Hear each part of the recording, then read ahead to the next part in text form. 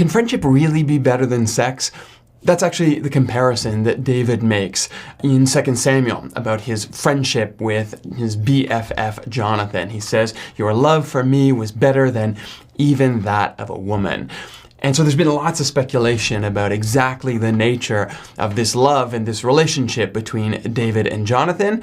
Are they really just bros, or is there more to this relationship than meets the eye? Your love for me was wonderful, more wonderful even than that of a woman. You might remember about a decade ago, there was a movie called I Love You, Man. It's the one where Paul Rudd kept saying, "Slap at the bass," you know that one? Movie was basically a romantic comedy. It's about a guy who's getting married and he doesn't realize that he doesn't really have a close friend he can choose as his best man.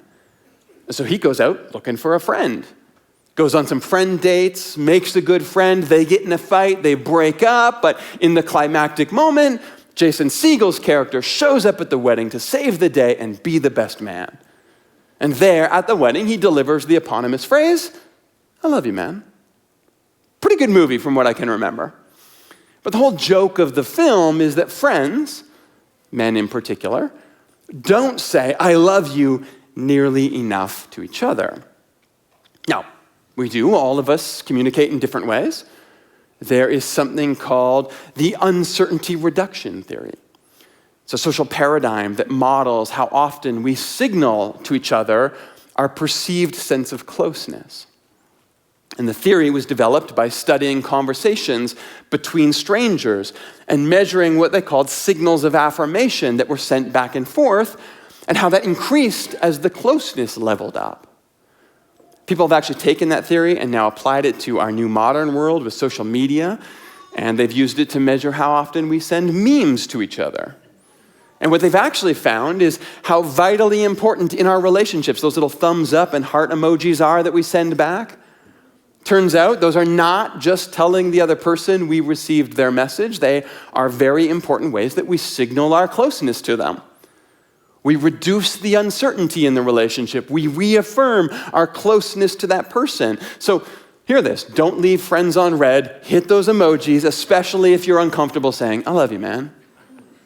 But what I want to talk about here is our instinct to get a little uneasy when we see something like this in Scripture.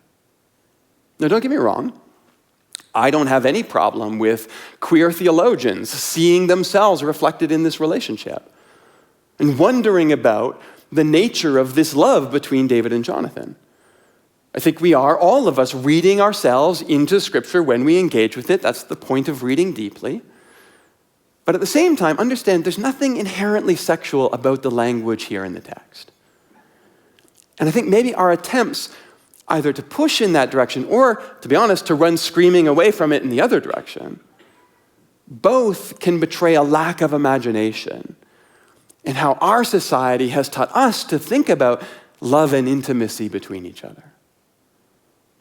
The root that's used here in all these passages is the Hebrew word ahav.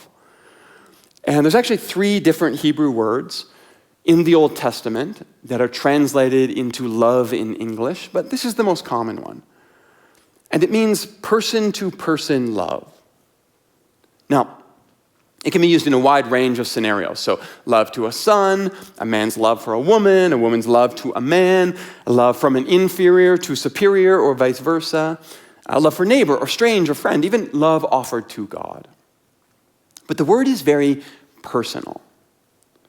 So, for example, sometimes this word is used to describe love for something inanimate, an idea like wisdom or justice or righteousness, but even then, only when the idea is being personified. So, for example, Proverbs 4:6 says, "Do not forsake wisdom, love her, and she will watch over you."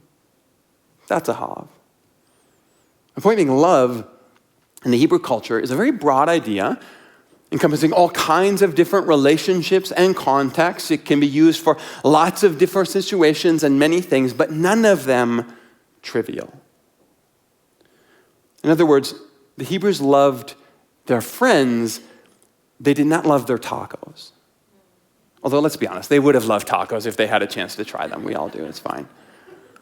But what this understanding does for us I think, as it opens up this relationship between David and Jonathan to all of us, regardless of our sexual orientation, regardless of our gender, as a model for the kind of depth and intimacy that is possible between us.